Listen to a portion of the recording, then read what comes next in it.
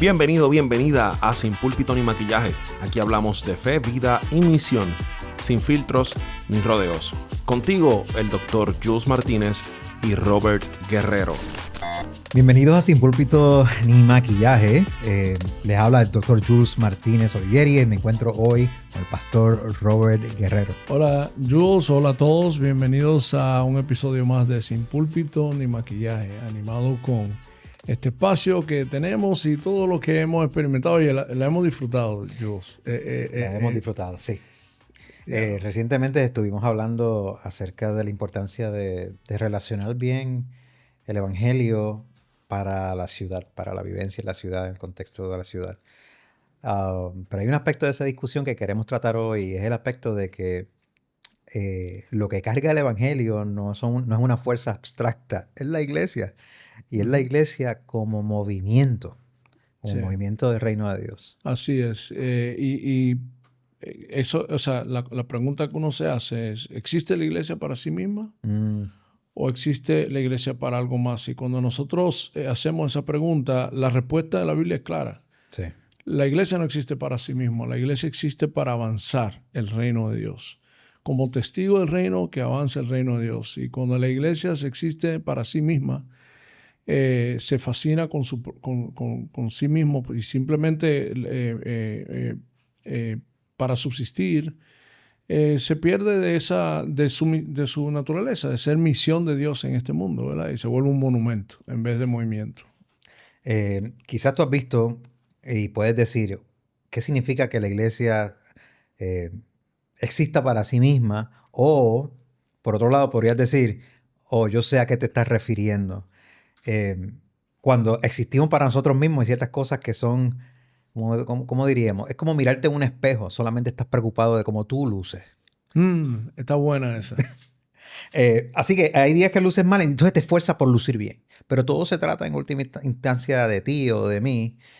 Quisiéramos evitar eso, que quisiéramos, como tú dijiste, hablar de la iglesia en movimiento, en contraste con ser una iglesia que es un mero monumento. Sí, yo lo ilustro, a veces me viene a la mente que cuando quiero ilustrar la iglesia como comunidad, ¿verdad? Uh-huh. Veo un grupo haciendo un círculo, agarrándose de la mano, mirándose unos a otros. Sí. O la iglesia como una comunidad es un grupo agarrado de la mano, mirando hacia el horizonte, ¿verdad? Bien. Entonces, cuando una iglesia se enamora de sí mismo, y con toda honestidad digo esto, y su mayor su preocupación es sobrevivir, su marca, su imagen, su comunidad, su identidad como una propia, eso es forma de idolatría, ¿no? Es una fascinación y una adoración de sí misma.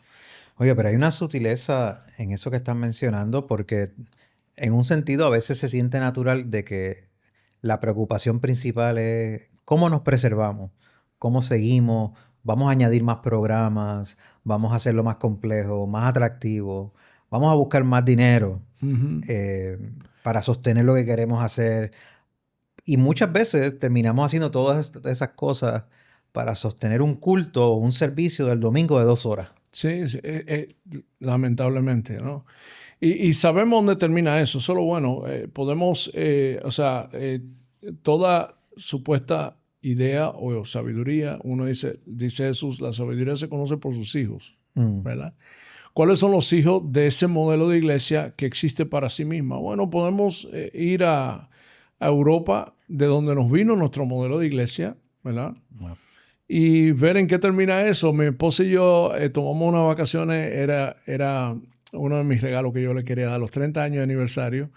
Hicimos nuestro tour de Europa, ¿no? Fuimos a Madrid, fuimos a Barcelona, a Londres, fuimos a Lisboa, wow, Portugal, y fuimos a Roma. Y algo que a mí me gustó fue porque comunica historia, ¿no? Sí. Son los templos, las iglesias históricas, claro. Sí. Lindas, mucha historia y muchas cosas. Y por dentro vacías. O se convierten en museos, son museos, ¿verdad? O sea, cuando ves gente es observando museos. Y me gustaba entrar y pararme en varias de ellas, no cada uno porque son demasiados, pero en varias para tener un momento de silencio. Sí, porque para eso sirve. En eso termina. O sea, y lamentablemente todavía en nuestra jerga le llamamos iglesia al edificio donde se reúne la congregación. Sí, decimos, ¿verdad? Vamos a la iglesia, entonces muchas veces estamos ya condicionados a pensar en la iglesia como monumento y ya sabemos dónde termina eso. A veces con mis hijos yo reformulo el vocabulario y digo, mañana tenemos iglesia. Mañana hacemos iglesia, recuerden. Para tratar de ayudarles a pensar de que la iglesia no es el lugar, sino la gente. Y lo repetimos muchas veces la experiencia del servicio. En contraste porque sentimos la presión de sencillamente volverse inerte para autosubsistir. Y por eso utilizamos el lenguaje también. Y quizás el que nos está escuchando, tú utilizas ese lenguaje quizás también. Pero lo hacemos por eso, porque hay una presión a no ser movimiento, sino a ser como que inerte. Y de eso vamos a hablar hoy, ¿no? De la iglesia como movimiento, sus características, cuáles son de una iglesia en movimiento y cuál es el resultado de eso, cómo se ve, ¿verdad? En Avance, en la confraternidad de Avance, yo sé que ha sido influenciada por algunos marcos de referencia que capturan muy bien enseñanza bíblica, enseñanza del Nuevo Testamento con referencia a cómo vivía la iglesia, pero también la realidad de ser iglesia en ciudad. ¿Cuáles son algunas de esos pilares que están organizando la reflexión en Avance? Sí, bueno, comenzando con la naturaleza orgánica de ser comunidad de fe que caracteriza lo que es plantación de iglesia en el mundo hispano. O sea, de nuevo, el término plantación de iglesias, los latinos y los hispanos plantan iglesias como los conejos, ¿no? Se reproducen por razones saludables o no, pero siempre es de manera orgánica, porque nunca tuvimos la idea de que hay que levantar los recursos para sostener la iglesia por un año. La profesionalización del ministerio no es tan acentuada como en otros lugares. Una persona con un llamado, yo siempre digo, con que sospechemos con que el Espíritu Santo nos está guiando, nos lanzamos. Sin comité, sin mucha preparación, ¿verdad? Entonces, eso tiene sus desafíos, pero el beneficio de eso es que entendemos la naturaleza orgánica de la iglesia, ¿verdad? Cuando tú estudias la historia de plantación de muchas iglesias, de cómo nacieron, iglesias hispanas, tú vas a encontrar un nacimiento bien orgánico. Entonces, porque somos muy relacionales y abrimos nuestra casa, la hospitalidad es algo muy característico de la cultura hispana. Sí, la hospitalidad. Entonces, en cierta manera, en Avance decimos, oye, parte de nuestra hispanidad es volver a eso que caracterizó el movimiento del Nuevo Testamento. Pero también hemos sido muy influenciados por Tim Keller. Tim Keller siempre estaba enfatizando de que veamos la iglesia como movimiento. Estaba, de hecho, toda una sección de su obra magna, ¿verdad? Que es el libro Iglesia Centrada o Center Church en inglés, traducido al español, que por cierto los recomiendo. Es uno de los mejores libros de misiología urbana más completo que yo he leído. Es el más completo que yo conozco. Y toda una sección, una tercera parte del libro está dedicado a hablar de la iglesia como movimiento. Pero el que nos dio, nos ayudó a pensar de una manera más específica sobre el tema fue Alan Hirsch, que por cierto, él es uno de nuestros mentores en la confraternidad de Avance. Amigo personal. Australiano, ¿verdad?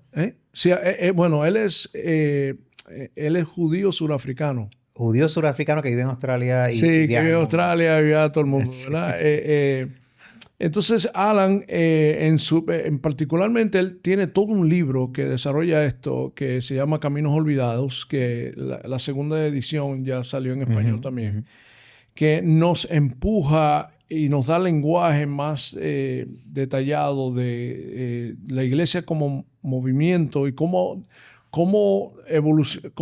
dejamos atrás nuestro modelo de iglesia como monumento y ser verdaderamente una iglesia de movimiento de avanzada del reino de Dios. Y tú mencionas dejar atrás, y no estamos hablando de dejar atrás las convicciones teológicas más profundas que nos identifican como creyentes cristianos, el evangelio, el Dios trino que está reconciliando todas las cosas en Cristo Jesús, el llamado del evangelio del reinado de Dios, el llamado a la conversión. Todas estas cosas caracterizan el contenido de la predicación cristiana. Lo que estamos hablando es el cómo hacemos iglesia que vive en medio de ciudades, de culturas, etcétera, y qué estructuras establecemos que a veces nos impiden o facilitan. Sí, sí.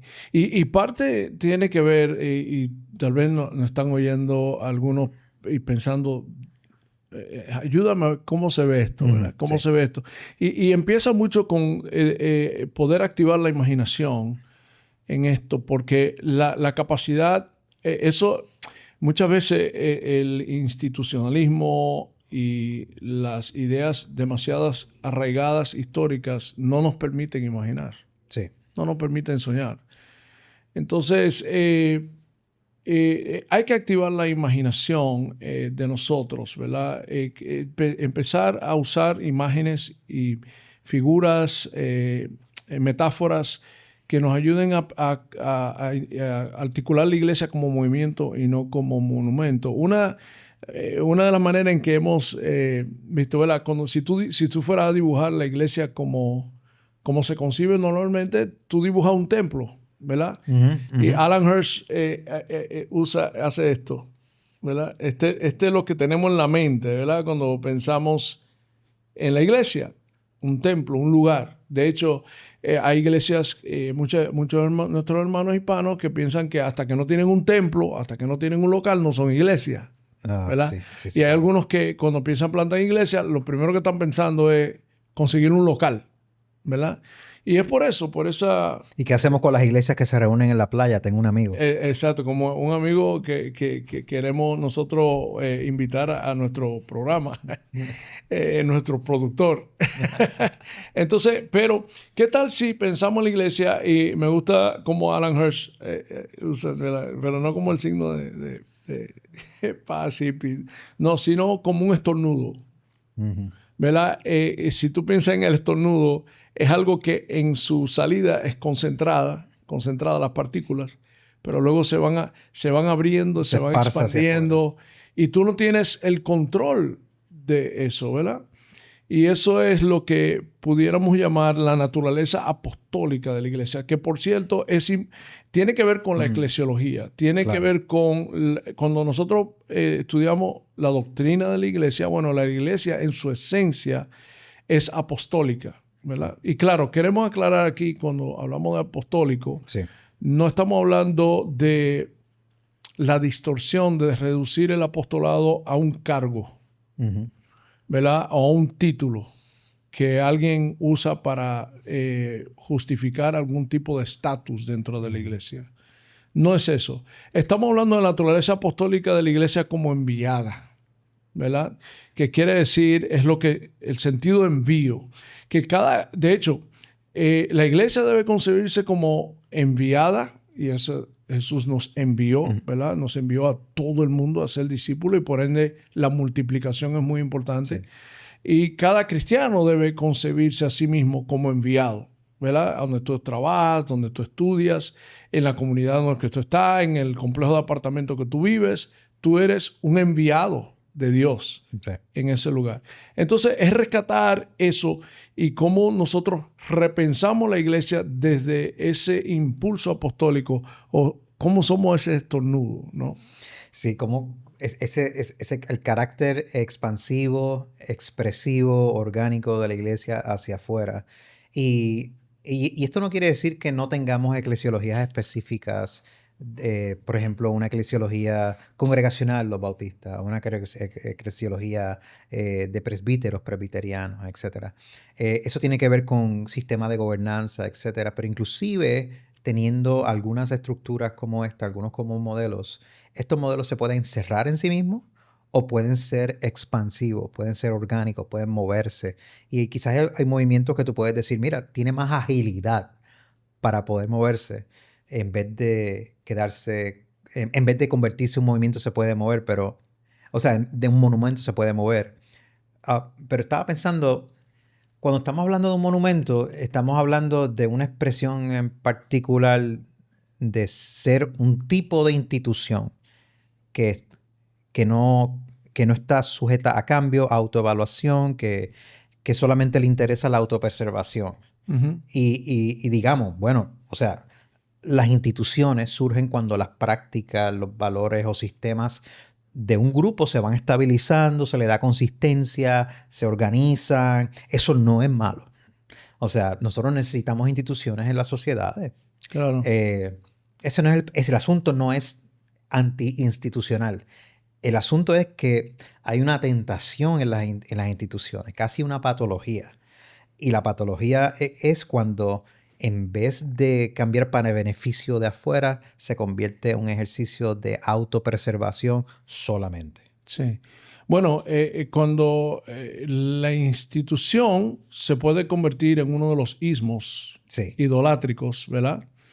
De los tantos ismos que hay, ¿verdad? Sí. Ser patriota es importante. Patriotismo ya es una idolatría de la patria, ¿verdad? Instituciones son importantes. Institucionalismo es cuando la institución ya no sirve al movimiento. De hecho, una manera en que yo evalúo si una institución es saludable o no es, en términos de la iglesia, es si esa estructura que hay que estructurar está la manera en que funciona, ¿avanza el movimiento o le pone trabas al movimiento? ¿Avanza la creatividad o le pone trabas a la creatividad? O sea, por ejemplo, cuando la institución profesionaliza todo lo que tiene que ver con el ministerio, ahí mismo mató el movimiento, ¿verdad? Por ejemplo, el movimiento metodista, mientras fue orgánico, mientras fue un movimiento, de hecho, era criticada por ser tan orgánico y los hermanos Wesley la manera tan espontánea en que salieron de los templos para avanzar el evangelio, su estructura discipular, que era bien orgánica y multiplicadora y todo lo demás. Y donde el metodismo se regó por todos lados. Pero es interesante que cuando el metodismo se institucionaliza, exigiéndole, por ejemplo, la ordenación a los ministros, que empezaron a hacer perdió su impulso de movimiento. Porque se vuelve, y eso es lo que pasa, por ejemplo, con las denominaciones, que como estructura pudieran servir bastante para avanzar el movimiento, porque permite la unidad de las iglesias para contribuir. Pero muchas veces las denominaciones son la manera en que están estructuradas, estructura de poder y profesionalismo y políticas internas y que matan el movimiento. Entonces, sí, matan la vitalidad de los creyentes siendo testigos, organizándose alrededor, sí, ciertamente, de la palabra, de las ordenanzas o sacramentos, con la intención de compartir el evangelio, pero se mata una cierta vitalidad. Y ahí es donde, por ejemplo, el cambio que tú estás mencionando, a favor de preservación, hay ausencia de cambio necesario. En favor de repensar nuestra historia a la luz de lo que Dios está haciendo en el mundo, en nuestra ciudad, en nuestra cultura, nos volvemos esclavos del pasado, añoramos un pasado idealizado. Y entonces hay como una parálisis. Sí, sí. Y o sea, es importante esto porque la dinámica de poder afecta mucho y es una de las cosas que afecta mucho lo que es el movimiento, ¿verdad? Porque la institución muchas veces se convierte en espacios jerárquicos donde lo importante es la imagen de la institución, el poder que pueda tener la institución. O sea, estemos unidos para tener más poder e influencia, ¿verdad? Y eso crean las estructuras, nos estructuramos obviamente conforme a los poderes de este mundo, eso mata a la iglesia como movimiento. Hay muchas cosas que operan para matar el impulso apostólico de la iglesia. Y es importante uno hacerse la pregunta, entonces, ¿cómo volvemos ahí? Si descubro que estamos estancados, que existimos para nosotros mismos, que estamos enamorados con nuestra propia institución, nuestra propia iglesia, preservar nuestro nombre, que nuestro nombre sea conocido. Tenemos estructuras que están impidiendo la espontaneidad, la creatividad, la innovación. No estamos reproduciendo y multiplicándonos. Una serie de preguntas que nos hacemos para saber qué tan monumental o ¿cómo llaman? Está pensando en inglés, está pensando en movimento, ¿verdad? ¿Qué tal monumental soy o monumental soy? ¿Verdad? Son preguntas. Entonces, queremos explorar eso. ¿Qué constituye a la iglesia como movimiento, no? ¿Cuáles serían las características? Acabas de mencionar unas características como vía negativa, no ser esto. Pero ¿cuáles serían las características de un movimiento eclesiástico saludable? Ese tipo de movimiento que estamos mirando que tiene la capacidad de moverse a nuevos lugares, repensar, agilidad. ¿Qué otras cosas necesitamos si lo fuese a describir de forma positiva? Sí, claro. Sí, porque es fácil desconstruir, y yo soy un maestro en desconstrucción. Pero cómo construimos o reconstruimos o creamos realidades alternativas que son de movimiento, ¿verdad? Y de hecho, antes de que sigas, la iglesia es una entidad social, entonces en la sociedad suceden muchos movimientos, pero hay características de cómo los movimientos sociales suceden. Y también tú puedes pensar, ¿qué otros movimientos sociales vemos en la historia? Movimientos de derechos civiles. Ajá. Movimientos de derechos de la niñez, movimientos de derechos de la mujer, movimientos de derechos de votar, de elegir a tu gobernante. Todos estos movimientos comenzaron con una agilidad y una pasión y un conglomerado acerca de unos valores. Nosotros queremos añadir encima de eso, ¿verdad? Sí, claro, un movimiento se caracteriza por eso, porque tiene una creencia eje que se convierte en su pasión que es de avanzada. Uh-huh. El movimiento de los derechos civiles, precisamente los derechos de los minoritarios, de los afroamericanos principalmente, pero ahí nos beneficiamos todos, Martin. Claro. O sea, todos tenemos que quitarnos el sombrero y darle la gracia a Martin Luther King Jr., sí. los hispanos, ¿verdad? Estamos donde estamos, gracias a Dios por eso. Aunque, de hecho, estamos grabando nosotros en ese fin de semana de Martin Luther King Jr. Exactamente. Que se celebra en los Estados Unidos. Se celebró pasado mañana.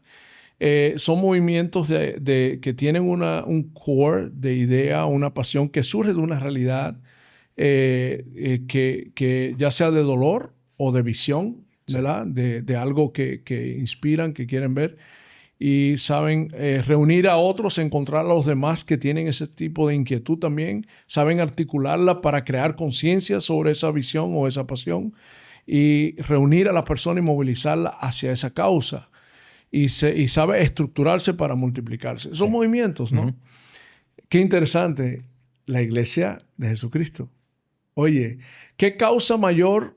Y ahí empieza todo. Sí. ¿Qué causa mayor? ¿Qué produce más pasión, más compromiso, al punto de que ese movimiento, su eje central, la gente estaba dispuesta a poner su pescuezo, su cocote, su cuello en la línea, a ser lanzado a leones, quemado en la estaca? ¿Qué más que Jesucristo nuestro Señor? O sea, el centro de nuestra fe tiene una confesión. Jesucristo es el Señor. Así. ¿Verdad? Él es nuestro Salvador que nos redime. Él conquista, el que conquista el pecado y la muerte a través de su muerte y su resurrección. Y eso está al fundamento de este movimiento. Claro, el centro gravitacional. El centro es la confesión, pero no solo es una confesión que tú sabes que es un movimiento. Tú sabes que es una confesión que genera movimiento, porque no es una confesión meramente que declaro doctrinalmente esto. Sí.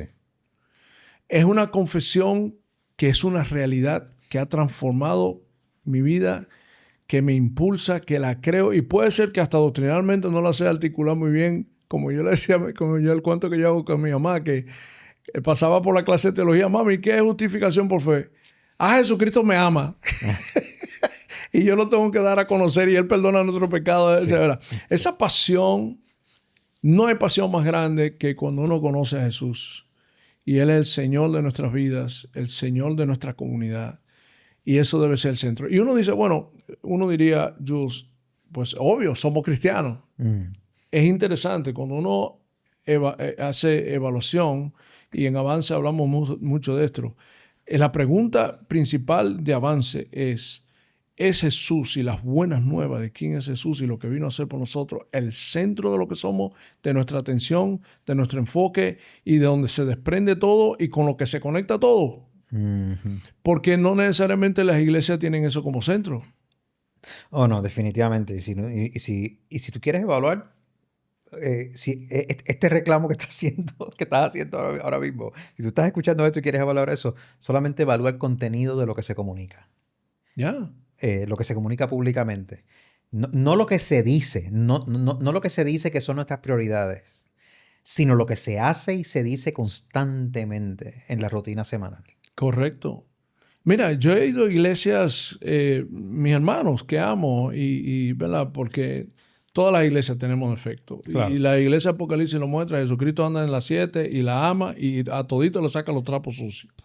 ¿Verdad? Todito tenemos trapos sucios.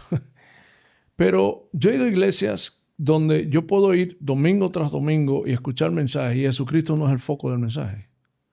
Y a veces en el mensaje, cuando lo ponen, es de coletilla al final. Ah, mira, por cierto, Jesucristo murió por nosotros. ¿Verdad? Y nosotros tenemos un episodio de la lectura cristocéntrica de la Biblia y tiene que ver con eso, ¿verdad? Sí. A veces la estrategia particular de una iglesia, su estrategia de multiplicación, es lo que se convierte en el eje de esa iglesia. O el modelo que esa iglesia tiene y lo reproduce, es lo que se convierte en el centro de esa iglesia. O sea, no, es Jesucristo, es el Señor. Y eso puede tomar muchas formas, hay muchas tradiciones. Claro. Esa es cuando hablamos de los elementos sine qua non, obligatorios, sin eso no hay movimiento cristiano. Exacto. Es nuestra confesión de que Jesucristo es el Señor. Jesucristo es el Señor. Declara el anclaje de nuestra identidad, lo que nos define. Pero hay un segundo elemento que tiene que ver con parte de ese núcleo que no podemos reemplazar por otra cosa, que es la formación de discípulos. El discipulado, una visión clara del proceso mediante el cual crecemos para parecernos en carácter y en práctica a Jesús.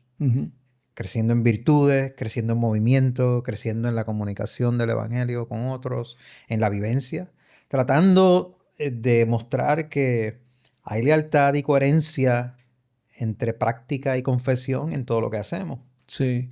Y Alan es explícito en esto, nos ayudó a decir, bueno, parte del movimiento, porque él estudió movimientos de la iglesia a través del nacimiento, ¿no?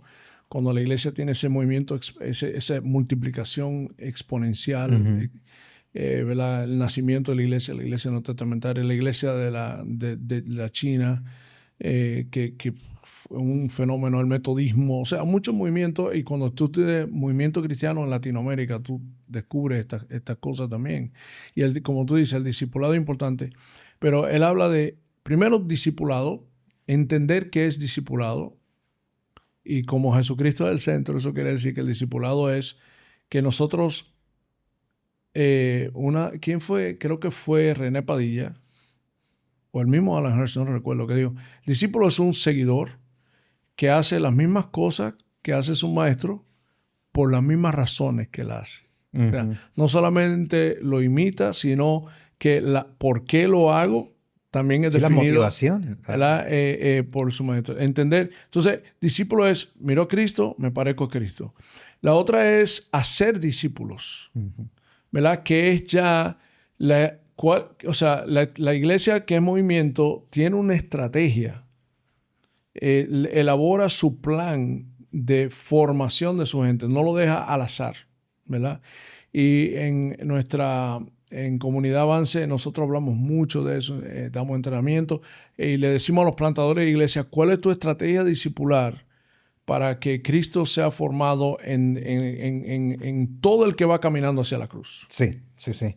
Y de hecho está relacionado al tercer elemento, que es ese impulso misional de encarnar el evangelio, ¿verdad? Sí, sí. Y parte, o sea, eso es parte del discipulado también. Un discípulo es una persona que sigue al maestro, pero ¿quién sigue a Jesús sin ser enviado? O sea, tú no puedes andar un ratico con Jesús sin que Él te envíe. Porque entonces la iglesia es enviada y eso se expresa de manera misional y encarnacional. Misional tiene que ver con su expansión hacia afuera, su multiplicación. Cuando hablamos de misional estamos hablando de plantación de iglesias, estamos hablando de nosotros entrar en diferentes espacios, diferentes culturas. Estamos hablando de salir de manera misional e interpretar el evangelio en diferentes contextos donde nosotros estamos. Lo misional me lleva a la contextualización, pero también envía hacia afuera, pero también entra profundo hacia abajo. O sea, es como hacia afuera y también hacia abajo. Hacia abajo quiere decir que donde está la iglesia no está superficialmente presente donde está, sino que así como Jesús vino y se hizo uno como nosotros. Jesús en la Gran Comisión no solamente nos dijo, vayan y hagan discípulos, sino como el Padre me envió, así yo los envío. ¿Cómo fue que el Padre lo envió? Lo envió a encarnarse en la realidad humana. Y nosotros como iglesia, cuando somos enviados, tenemos que pensar, ¿estamos encarnados o simplemente ocupando un espacio? ¿Verdad? Y entonces, una iglesia como movimiento es una iglesia que está reproduciéndose, que está enviando, que está entrando en diferentes espacios, contextualizándose, y es una iglesia que sabe entrar profundamente en el espacio donde está, en la comunidad donde está, en el grupo de personas que está llamado a alcanzar, y se hace presente, encarnada en ese espacio. Y parte de lo que está describiendo va también de la mano de la manera en que nosotros podemos liberar ciertas capacidades de liderazgo que son producidas por el Espíritu Santo. Y hay un acronismo, se habla de APEST. Ajá, nosotros le llamamos APREPAN. APREPAN. Sí. APEST en inglés, APREPAN. Entonces, ¿qué es APREPAN? ¿A qué corresponde ese acronismo? Bueno, se basa en... dice N.T. Wright que si la reforma hubiera sido basada en Efesios en vez de Romanos, la reforma hubiera sido más de eclesiología que de justificación por la fe y de salvación, ¿verdad? Sí, sí, sí. Ambas son. Claro. O sea, no vamos a poner una contra la otra, ¿verdad? Pero en el libro de Efesios, que nos da una revolución de la eclesiología, ¿verdad? En el capítulo 4 nos habla de que Dios, Cristo, nos dio dones, ¿verdad? Él conquistó y repartió dones. Y esos dones los da a la iglesia para su madurez, ¿verdad? Exacto. Para que nos parezcamos más a Cristo. O sea, está todo envuelto. Todos estos elementos lo estamos describiendo, pero son orgánicamente interlazados. Exacto. Entonces él dice que dio apóstoles, pastores, profetas, evangelistas, pastores y maestros. Por eso, o sea, algunos le llaman ministerio quíntuple. El ministerio quíntuple. ¿Verdad? Entonces, sí. Todo movimiento, toda iglesia como movimiento implica que, número uno, tiene un liderazgo APREPAN, ¿verdad? Y también activa la vocación APREPAN o la vocación quíntuple en la congregación. O sea, primero, no la entiende, no la profesionaliza. Desde que nosotros profesionalizamos el apóstol, y es un título y es un cargo, estamos ahí matando el movimiento. Sí, no estamos reduciéndolo solamente a un oficio, sino estamos hablando de una manera de ser. Exacto. La iglesia es apostólica, la iglesia es profética, la iglesia es evangelística, la iglesia es pastoral, la iglesia es maestra, o sea, enseña sana doctrina, sí. Tiene su contenido sano. O sea, la iglesia de por sí misma, en su constitución, es todo eso, ¿verdad? Ahora, expresada en su gente y en su liderazgo. Entonces, un liderazgo de movimiento implica que, sin esto no puede haber movimiento, ¿verdad? Tú quitas cualquiera de esas letras, puedes tener un movimiento de avanzada, pero no saludable, ¿verdad? Tú quitas cualquiera de ellos, ¿verdad? Si tienes algo muy apostólico de multiplicación y le quitas el profeta, se pierde la fidelidad a Dios. No importa cómo nos reproduzcamos. El profeta siempre nos está llamando a fidelidad a Dios y a unos con otros en justicia. Correcto. Quita al evangelista y esta de avanzada es nada más entre los que estamos adentro. El evangelista es que está preocupado de que esto de avanzada siga añadiendo gente nueva. Uh-huh. Quita al pastoral y se dañó la salud. El cuidado. Estamos avanzada, estamos trayendo gente nueva, pero la gente internamente está enferma, mano, con muchísimos problemas sin cuidado. Quita al maestro, avanzada y una balsa de herejía. O sea, todos operando en sincronía con ese impulso apostólico. Entonces, la función de los que son apostólicos es muy, muy importante para el movimiento. Yo me formé mi formación es que se resalta lo pastoral y maestro, ¿verdad? Imagínate, mi vocación es apostólica. Yo estoy inquieto por reproducir y profético también estoy denunciando todo lo que es injusto. Y de ir y de enviar. ¿verdad? Y que la composición, saber entender eso, pero es importante entender que la iglesia es apostólica, tiene una inteligencia apostólica donde todas esas vocaciones son activadas y el liderazgo se organiza en torno a eso. Y la iglesia como movimiento sin eso puede avanzar pero no saludable, o puede estar bien cuidada pero no de avanzada, ¿verdad? De hecho, este tipo de vocabulario, por ejemplo, el vocabulario de apostólico está en los credos conciliares. Sí. Cuando se describe a la iglesia como una santa, universal o católica, apostólica. Ajá. Y se refieren precisamente no solamente a la enseñanza de los apóstoles, que la enseñanza de los apóstoles es movimiento con la autoridad del evangelio. Ya, correcto. Entonces, la pregunta es, ¿cómo se organiza todo esto? ¿Verdad? Ahí es donde viene la noción de cómo nosotros entonces necesitamos sistemas que sean orgánicos y que faciliten precisamente estas prioridades. Uh-huh. A mí esto a mí me encantó. Porque mira, tengo que confesar, bueno, ya tú me conoces lo suficiente para saber, y los que trabajan conmigo lo saben, que yo tiendo a ser anti-institución. Uh-huh. Pero no es que soy anti-institución, es que yo he vivido... Feliz también. Sí, es que he vivido lo que es cuando la institución se convierte en una traba para el movimiento. Lo he vivido demasiado. Y entonces, como que me huele a sospecha. Sí. Las estructuras... Que hay algo de juego de poder también. Yo siempre entro en un espacio con una hermenéutica de sospecha. Hay que demostrarme que el asunto está... a mí hay que demostrarme que esta estructura que se ha armado avance el movimiento, ¿verdad? Porque mi tendencia es a dudarlo, por mi experiencia. No voy a dejar que mi trauma gobierne lo que debe hacer. Claro.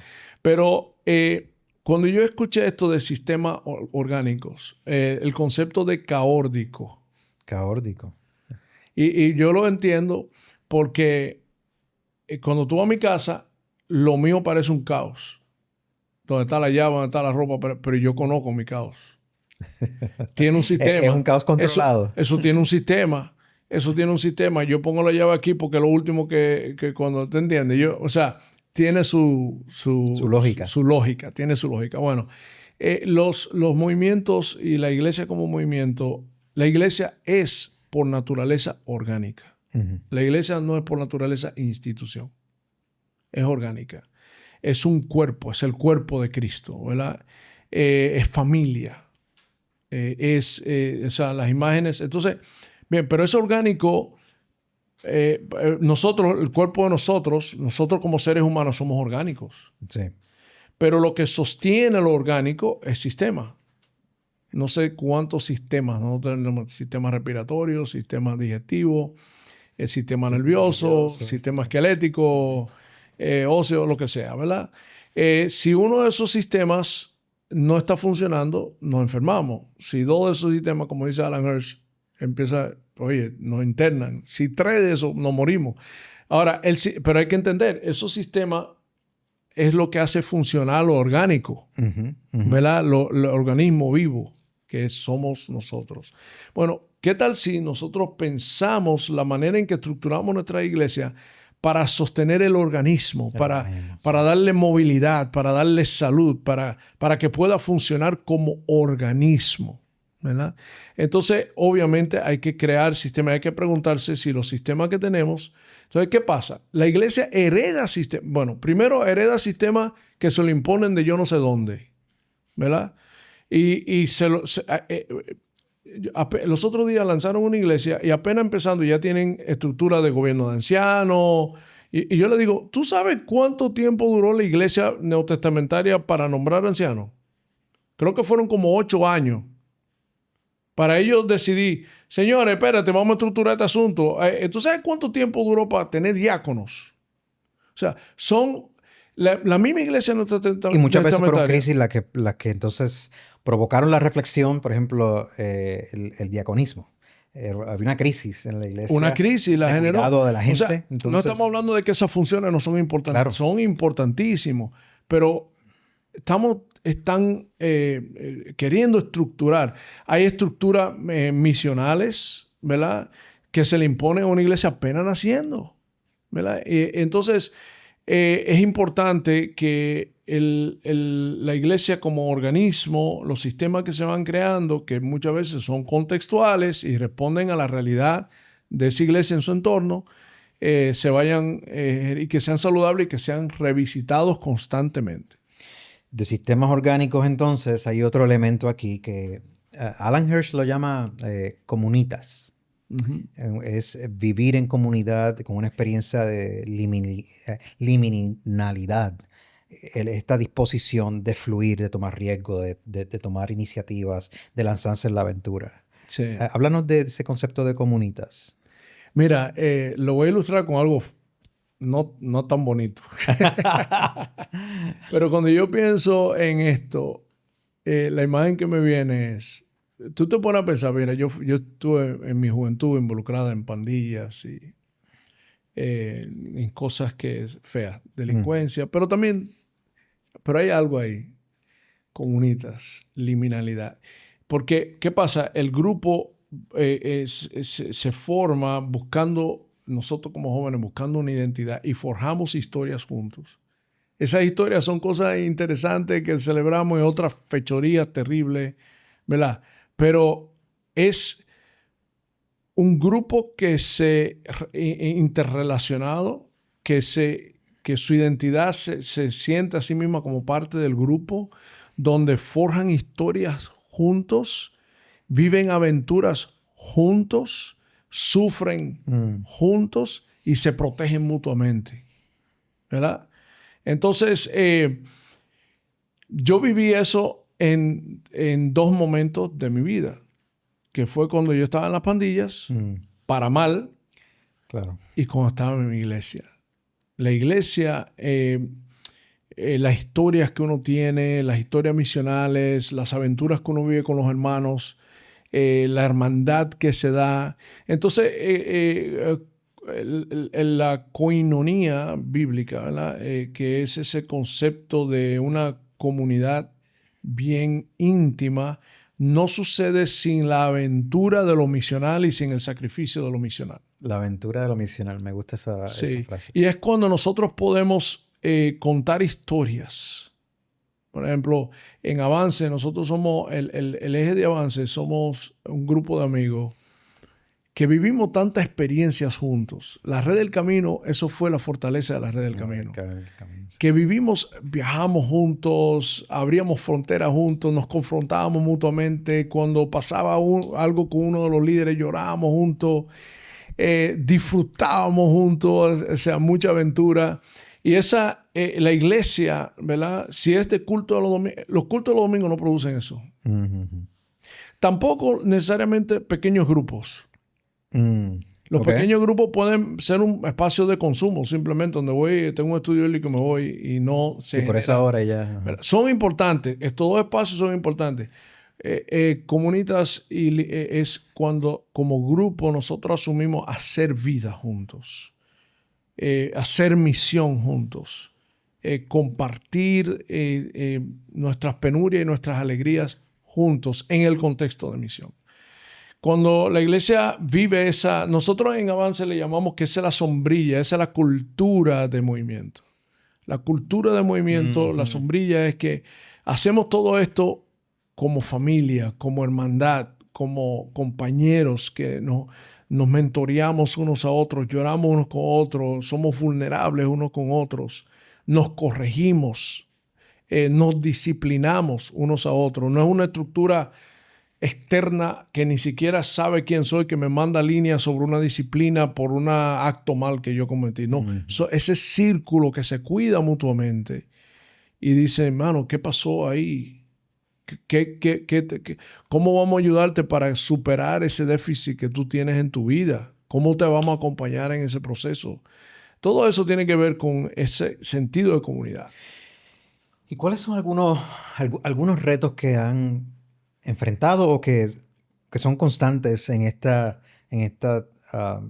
movimiento misional donde uno está tratando de coordinar estos 6 elementos que deberían caracterizar un movimiento saludable? ¿Qué desafíos reales han tenido? Sí, bueno, comenzando con el centro de todo, que Jesucristo es el Señor, ¿verdad? El enemigo del evangelio son dentro de las iglesias hispanas es su moralismo y su legalismo, ¿no? Moralismo y legalismo. Sí. Son enemigos de la centralidad de Jesús. Cuando reducimos la fe a reglas que cumplir, cuando mi rectitud moral es lo que me califica o me descalifica, y eso es lo que premiamos o castigamos, ¿verdad?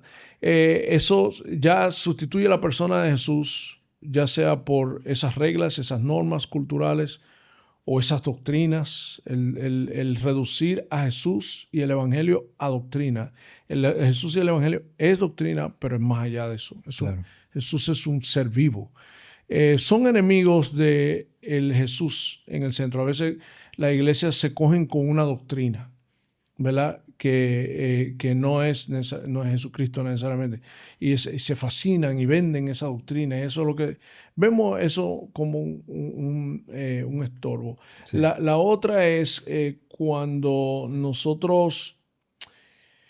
Primero, uno de los déficits, eso han salido en estudios recientes que han hecho Lifeway con Barna sobre las iglesias, el déficit en el discipulado. Sí. O sea, o reducimos el discipulado a una clase bíblica. De hecho, en muchas iglesias le llaman la clase de discipulado, que es cuando tú vas y participas en un espacio de estudio bíblico o de doctrina. Y ya me discipulé. Sí, entonces, reducir el discipulado a eso es un estorbo. El discipulado dualista, donde el discipulado tiene que ver con la parte espiritual mía y no tiene que ver con formación de vida. O sea, las distorsiones del discipulado se convierten en un estorbo a eso. Y en el liderazgo, como ya lo mencionamos, cuando la vocación apostólica o el impulso apostólico, la estructura apostólica, la inteligencia apostólica de la iglesia, vamos a llamarla así, donde se activan todas las vocaciones, cuando faltan una de esas, o cuando se eleva una por encima de la otra. Sí. Por ejemplo, hay iglesias que solamente valoran lo que es el pastor y el maestro y descuidan los demás, ¿verdad? Lo cual ocurre en muchas iglesias que se autoidentifican como evangélicas. Pero hay otras iglesias que entonces, por ejemplo, apóstol y profeta. Sí, exacto. Entonces está la otra que son los apóstoles y los profetas, son la expresión que usamos los dominicanos, los matatanes de la película, los protagonistas, los principales, los cargos. De hecho, en el mundo hispano se ha dado ese fenómeno de que como son cargos jerárquicos, ¿verdad? Ya hay demasiados pastores. Entonces hubo un momento que era profeta, pero ahora es apóstol. Y después en otras, porque como ya mucha gente lo tiene, pues vamos a inventarnos patriarca también.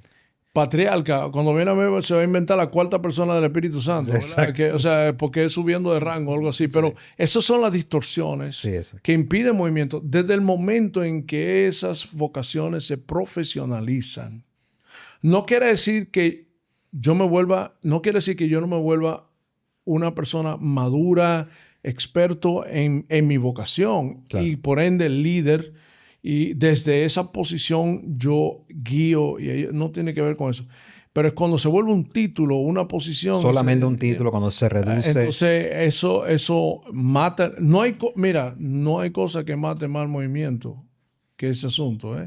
Porque centraliza las funciones y de repente tiene que pasar por el filtro de los jeques para ver si algo se va a dar o no, ¿verdad?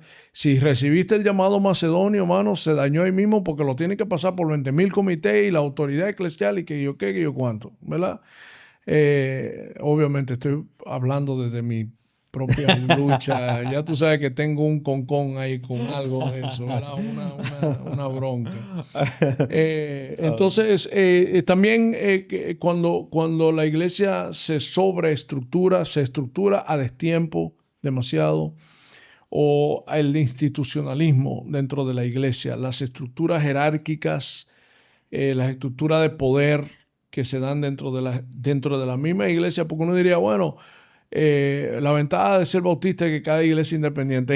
Es increíble cómo dentro de esa iglesia independiente, esa estructura en espacio, de manera micro, es lo mismo.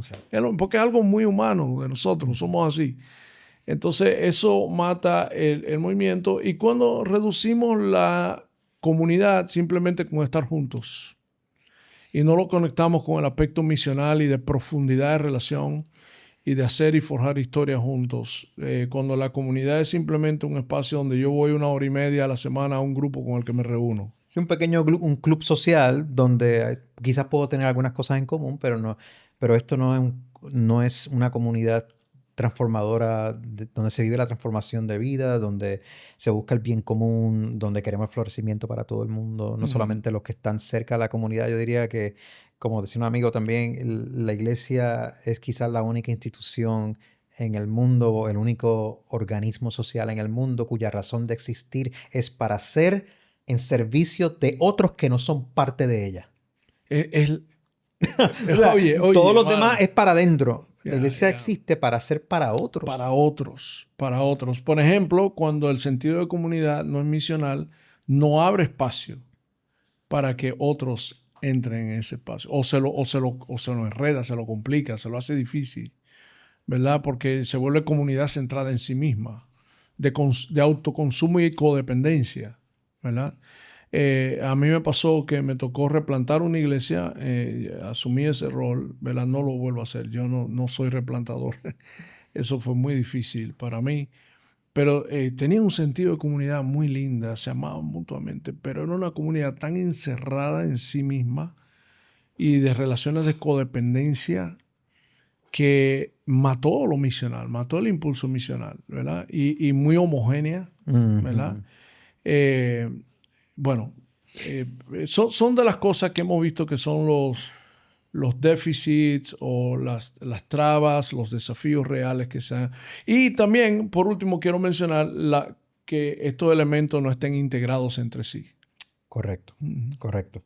La preocupación entonces en esta conversación, Robert, ha sido plantear la naturaleza orgánica, ágil, de movimiento de la iglesia en virtud del Evangelio, el seguimiento de Jesús, el reinado de Dios, que cualquiera estructura que podamos tener, diferentes tradiciones cristianas tienen diferentes estructuras para organizar su gobierno, su manera de ser, deberían tener como prioridad preguntarse si esas estructuras están impidiendo o pueden facilitar las funciones de dones que se mencionan, por ejemplo, en Efesios capítulo 4, funciones apostólicas, funciones proféticas, funciones de evangelismo, funciones pastorales, funciones de maestro.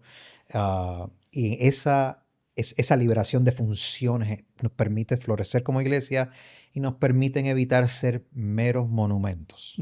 Así es. En avance, esto es muy importante para nosotros, así nos pensamos. Damos entrenamiento en cada uno de estos aspectos. Somos mentoreados por Alan Hirsch en estos aspectos y otros que están viviendo esto y ha sido de mucha bendición. Bueno, muchas gracias por estar con nosotros en otro episodio de Sin Púlpito ni Maquillaje. Si nos has escuchado y quieres comentar, nos interesa escuchar tu opinión. Lo puedes compartir también.